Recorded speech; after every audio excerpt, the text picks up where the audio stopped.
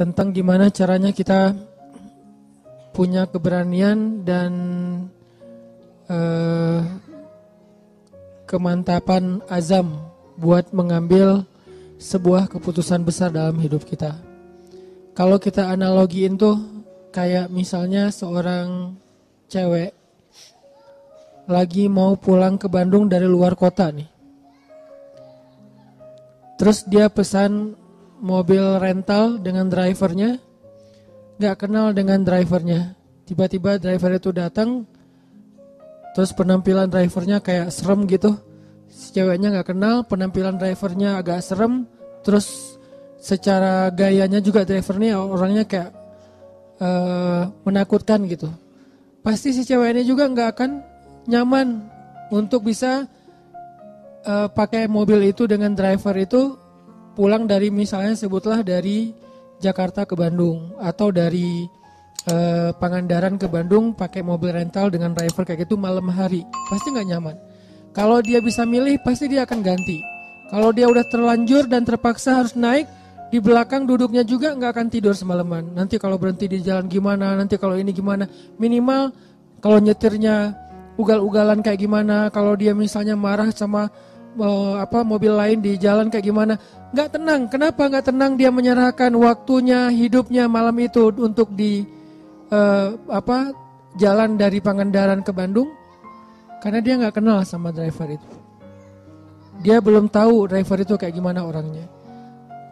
Beda kondisinya kalau misalnya dia rental mobil temennya. Yang ngedrive-nya temannya sendiri yang jadi driver. Yang dia kenal dia nyetirnya smooth, nyaman, nggak emosional, nggak suka ngebut, terus safety banget, orangnya amanah juga, udah lama kenal sama dia. Pasti dengan tenang dia akan ikut mobil itu dan duduk di belakang tidur sampai ke Bandung. Artinya di sini masalahnya adalah kenal dengan tidak kenal, sehingga kita jadi trust atau enggak. Ke Allah juga kayak gitu. Kalau kita nggak kenal kebesaran Allah, nggak tahu track record bahwa Allah itu udah sering banget ngebuktiin orang yang berani mengambil resiko dengan nama Allah, Allah pasti bantu. Allah kalau misalnya iman seseorang itu ajaib, pasti Allah ngasih banyak keajaiban. Kalau imannya biasa-biasa aja, Allah kasih hal-hal yang biasa. Kalau dia nggak tahu pembuktian kayak gini, nggak ngelihat kebesaran Allah dalam banyak cerita-cerita orang lain, mungkin dia jadi agak-agak ragu untuk bisa mengambil keputusan besar dalam hidupnya.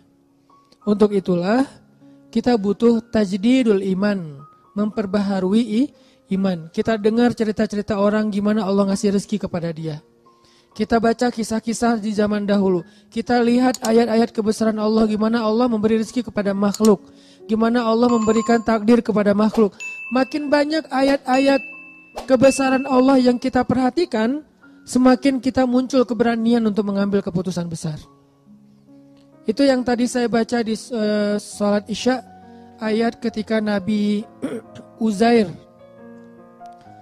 mencari tahu tentang kebesaran Allah saat beliau mengunjungi sebuah negeri yang sudah hancur, sudah tidak mungkin lagi dibangun, hancur sehancur-hancurnya. Terus Nabi Uzair bertanya, bagaimana cara Allah menghidupkan negeri kayak gini? Dan waktu itu Nabi Uzair lagi jalan ke negeri itu ngelewatin pakai keledai, terus beliau bawa kayak semacam kue atau roti dengan susu. Keledai, roti, susu, jalan. Ketika ngelihat negeri yang sudah hancur-hancurnya, sudah binasa sekian puluh tahun, gak mungkin lagi dibangkitkan negeri itu, tiba-tiba Uzair bertanya, gimana cara Allah menghidupkan negeri yang sudah hancur ini? Lalu Allah Subhanahu wa taala membuat Uzair mengantuk, beliau tidur dan mengikat keledainya di sebuah tempat dan meletakkan susu dan kuenya di sebelah beliau, beliau tidur. Ternyata Allah menidurkan Uzair selama 100 tahun. Jadi kalau Ashabul Kahfi itu sekitar 300 tahun sekian, kalau Uzair 100 tahun, 1 abad. Tadi ketika Uzair pergi meninggalkan negerinya untuk sampai ke negeri tersebut, dia tuh meninggalkan keluarganya, dia meninggalkan pembantunya. Nah kemudian Uzair pun berangkat dan tertidur di situ 100 tahun. Setelah 100 tahun Uzair bangkit dari tidurnya Allah bangunkan. Pas dibangunkan datang malaikat. Malaikat bertanya kepada Uzair, "Kam labis? Berapa lama kamu tidur di sini?" Uzair menjawab, "Labistu yauman au ba'da yaum." Saya tidur di sini sehari atau setengah hari. Rasanya kayak setengah hari doang tidurnya, tapi enak gitu badannya, kayak tidur pulas seharian. Terus malaikat itu mengatakan, "Enggak. Kamu tidur di sini selama mi'ata am, 100 tahun." Apa buktinya? Coba kamu lihat keledai kamu. Keledainya sudah menjadi tulang belulang, sudah tidak ada lagi daging, kulit, benar-benar udah jadi tulang. Seperti bangkai tulang hewan yang ada di tengah padang pasir, udah habis 100 tahun. Tapi coba kamu lihat makanan kamu masih seperti baru ditinggalkan tadi dan masih hangat. Jadi kayak roti gitu, baru ditaruh, itu kayak baru naruh beberapa menit yang lalu masih hangat, rotinya masih lembut, belum kering sama sekali. Jadi Allah kasih dua kondisi yang berbeda dengan waktu yang sama. Yang satu 100 tahun sudah jadi tulang belulang, yang satu yang harusnya nggak usah tunggu 100 tahun, sehari juga basi kan. Kalau keledai ditinggal beberapa hari mungkin masih bertahan nih, lemah, mungkin lama-lama mati dan gak langsung jadi tulang. Tapi kalau roti sehari juga udah basi. Hari ketiga udah keluar jamur, lama-lama keluar ulat dan habis gak ada sisa. Tapi yang harusnya sehari basi masih hangat. Yang harusnya beberapa minggu baru menjadi tulang malah sudah menjadi tulang belulang. Akhirnya malaikat ini kemudian menyebut nama Allah, tiba-tiba tulang belulang keledai itu disatukan lagi, dirangkaikan lagi, kemudian dagingnya membalut tulang, lalu kulitnya membalut daging. Tiba-tiba keledai itu kayak apa ya? Kayak rewind gitu ya, kayak balik lagi gitu. Tiba-tiba dia jadi hidup. Dan ini nggak pakai aplikasi loh. Benar-benar nyata gitu. Bukan pakai aplikasi editan atau apa, tiba-tiba jadi hidup lagi.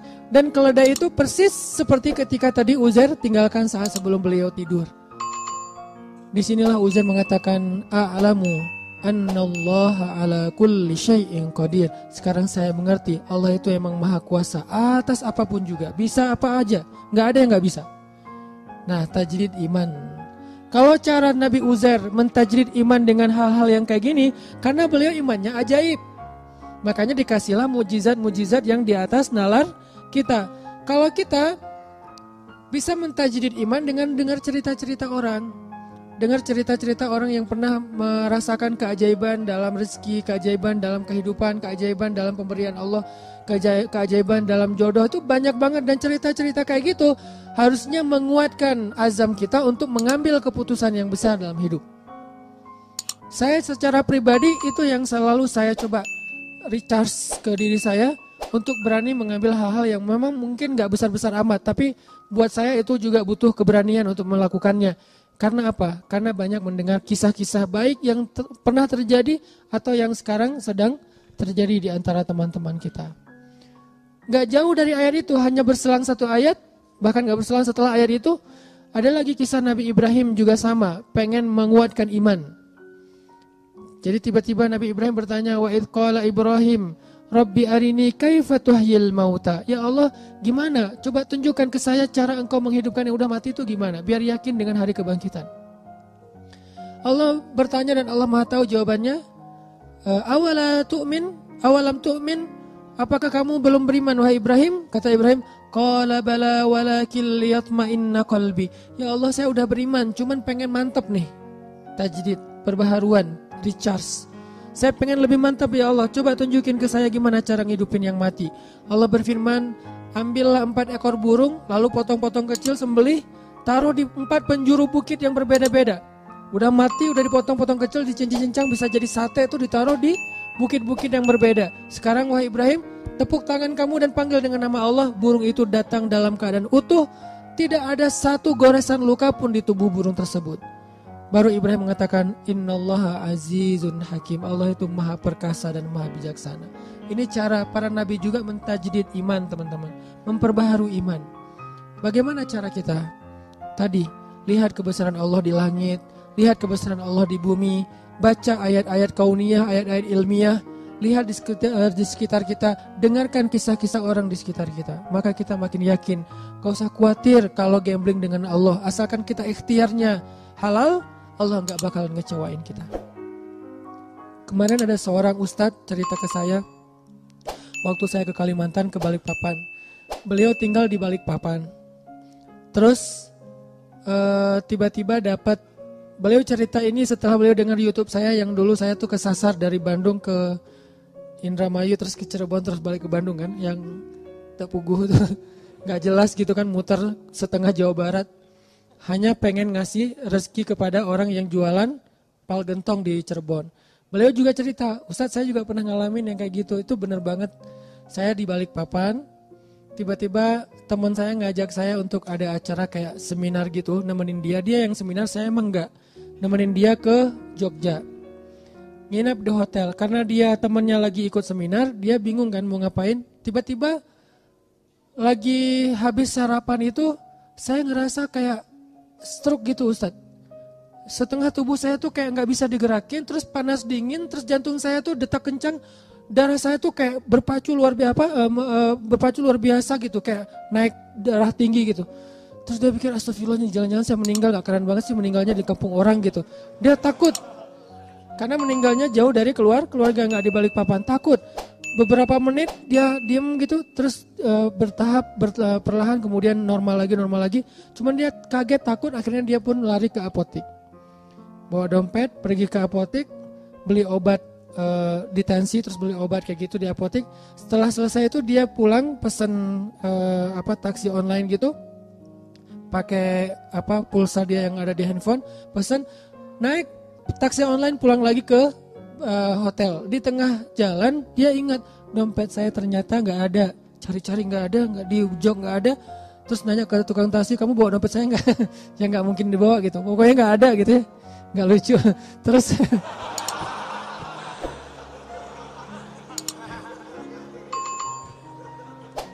ternyata komennya yang lucu.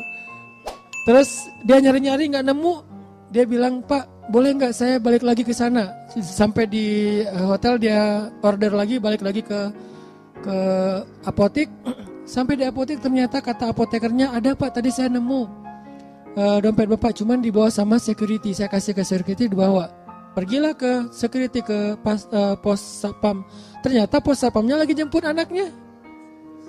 Nunggulah dia beberapa jam sambil satpamnya jemput anaknya, ditelepon karena udah ganti seat. Terus telepon, satpamnya datang. Pas datang akhirnya dia karena merasa ini di sini ada dompet, ada duit, ada ATM, ada SIM, ada KTP, pokoknya banyak kartu berharga. Dia ngerasa satpam ini berjasa buat dia, dikasihlah entah 100.000 entah 200.000. Satpam ini mengatakan, Alhamdulillah, Masya Allah, Alhamdulillah, saya baru aja tadi kepikiran pengen bayar sekolah anak saya, tapi belum dapat pinjaman, makanya tadi saya lama ngejemput tuh nyari pinjaman dan belum dapat. Makasih ya Pak, ini dapat 100.000 itu untuk bayar sekolah anaknya. Baru beliau sadar, benar ya, ujuk-ujuk teman saya ngajak saya nemenin dia seminar ke Jogja. Terus habis sarapan di hotel, tiba-tiba saya stroke supaya saya datang ke apotik. Di apotik itu tiba-tiba dompet saya ketinggalan, saya balik lagi, ternyata dompet udah dipegang security, sehingga saya merasa berjasa, saya kasihlah dia 100.000. Tapi jauh-jauh untuk ngasih 100.000 kepada seorang hamba Allah yang Allah pengen ngasih rezeki buat dia. Ini rencana Allah Subhanahu Wa Taala. Dan gak harus selalu bentuknya sedekah, hadiah, bisa juga bentuknya yang profit, keuntungan dari usaha-usaha kita yang gak nyangka ternyata keuntungannya lebih daripada yang kita pernah bayangin. Ini artinya teman-teman, cerita-cerita kayak gini harusnya nambah yakin kita kalau kita ngambil keputusan besar, sebesar apapun Allah lebih besar. Sebesar apapun resiko yang kita ambil dalam sebuah keputusan, Allah lebih besar. Bukankah kalimatnya Allahu Akbar? Allah Maha Besar, tidak ada yang lebih besar daripada Allah. Jadi kalau tidak ada yang lebih besar daripada Allah, berarti semua kecil kalau di hadapan Allah. Besar di hadapan kita, tapi kecil di hadapan Allah. Semua keputusan kita, semua resiko kita, semua bahaya yang kita takuti, semuanya saghir indallah, kecil di sisi Allah Subhanahu Wa Taala. Karena Allah Akbar dan ala kulli syai'in qadir. Gak ada yang Allah gak bisa. Cuman untuk bisa punya keberanian kayak gini, kita terus recas, mentajdid iman kita dengan dengar nasihat-nasihat orang, dengar cerita-cerita orang, kayak gitu teman-teman. Jadi mudah-mudahan dari sekarang kita coba lebih sering mencas iman kita lewat motivasi taklim, lewat bacaan, lewat cerita-cerita teman kita, hal-hal yang ajaib dalam hidup dia. Suatu saat kalau memang kita harus mengambil sebuah keputusan besar, maka kita sudah punya kemantapan hati, sudah yakin sama Allah. Dan keyakinan kita yang dalam itulah modal paling penting kita dalam mengambil keputusan besar. Bukan misalnya nih, mau ninggalin kerjaan, udah nabung dulu sekian ratus juta, biar nanti kalau lagi oleng masih ada simpanan uang. Bukan itu modal yang nomor satu, walaupun itu penting. Tapi bukan itu nomor satu. Nomor satu adalah yakin kepada Allah. Karena makin kita yakin kepada Allah, Allah juga makin ngebuktiin kebenaran dari keyakinan kita. Kalau kita ragu-ragu dikit, Allah ngebuktinya juga sesuai dengan zon prasangka kita kepada Allah. Kalau buat saya pribadi, saya terus ngelatih yang kayak gini-gini. Pokoknya kalau sama Allah mah gak usah khawatir lah. Yang penting ikhtiar. Dan ikhtiar itu bagian dari tawakal. Ikhtiar itu bukan berbeda ya, bukan ikhtiar dan tawakal. Ikhtiar itu bagian dari tawakal. Karena kalau orang yang tidak tawakal pasti ikhtiarnya melenceng. Kalau dia ikhtiarnya gak melenceng, masih fisabilillah, masih sesuai dengan syariat, koridor, on the track, berarti dia masih tawakal sama Allah, masih berserah. Begitu ikhtiarnya udah keluar dari tracknya Allah, berarti dia udah gak yakin dan gak berserah lagi kepada Allah. Jadi ikhtiar, doa, bagian dari tawakal. Ikhtiar, doa, pasrah, itu bagian dari tawakal. Jadi bukan tawakal dan ikhtiar, bukan. Ikhtiar bagian dari tawakal. Jadi insya Allah ini bisa menjadi motivasi buat kita dalam mengambil keputusan-keputusan hidup kita. Walaupun mungkin awalnya emang agak berat, awalnya mungkin agak menyedihkan, awalnya mungkin agak sedikit terbeban, tapi beban itu sedikit demi sedikit akan Allah ringankan. Dan setelah kita sampai kepada janji Allah untuk menolong kita, malah nanti kita akan mengatakan bersyukur dulu saya berani mengambil keputusan itu. Tapi iman kita harus stabil ya, jangan 2 hari, seminggu, sebulan kemudian kita mulai suudzon sama Allah, yang tadinya Allah udah mau nolong kita gak jadi, gara-gara apa? Udah pundung. Allah udah nurunin nih keajaiban dalam hidup kita, pelan-pelan turun ke bumi, dan itu juga butuh waktu gitu ya. Kenapa butuh waktu kok gak segera? Karena Allah pengen ngelihat kesabaran kita, pengen ngelihat ketahanan iman kita. Pas udah mau sampai, kita pundung. Naiklah gitu bantuan kepada Allah. Ya Allah, dia udah pundung gak jadi. Di cancel kan sama kita. Nah terus saja, jangan ada batasnya. Yakin sama Allah mah gak ada batas. Kalau sabar kepada manusia ada batasnya, tapi sabar kepada Allah gak ada batasnya. Sabar kepada manusia ada batasnya, tapi sabar ke Allah gak ada batasnya. Maka mudah-mudahan kita terus husnuzon sama Allah, terus yakin sama Allah, dan ngambil keputusan-keputusan hidup kita. Masing-masing punya hajat, punya masalah, dan Allah akan menolong kita. La'allahu khair, la tahzan, innallaha ma'ana. Jangan ngerasa sendiri, jangan berputus asa, jangan khawatir, jangan sedih. Allah bersama kita. Barakallah. Assalamualaikum warahmatullahi wabarakatuh.